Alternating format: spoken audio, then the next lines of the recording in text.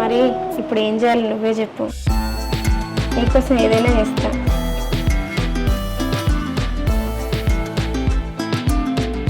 నువ్వు ఆవుదేవి, నా దగ్గర చిల్లి గవ్వలేదు.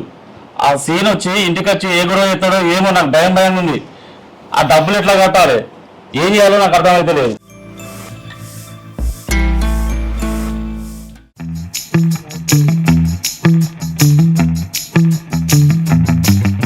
అయ్యో దేవుడా, ఎందుకయ్యా నా జీవితాన్ని ఇట్లా చేసినావు? నాకే ఎందుకు ఇలాంటి పరీక్షలు పెడతాను?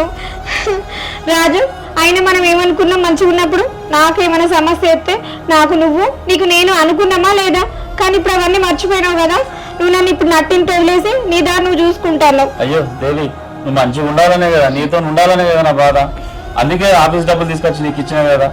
అసలు ఈ ప్రాబ్లం నుంచి బయట ఎట్లా వాడాలో అర్థం కావట్లేదు.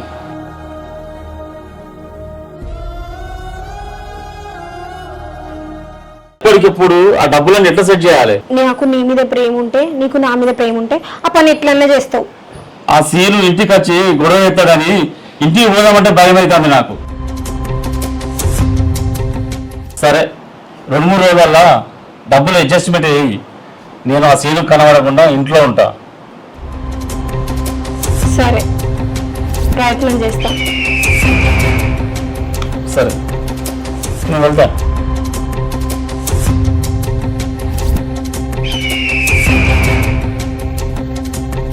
మళ్ళీ ఎవరన్నా ఊర్లో వాళ్ళు చూసిలనుకో, ఆయన చెప్తే మళ్ళీ ఇబ్బంది కదా. అందుకే ఎవరు గుర్తుపట్టకుండా ఖర్చు పెట్టుకొని తిరుగుతానవా? మరేం చేయాలి? సరే బాయ్.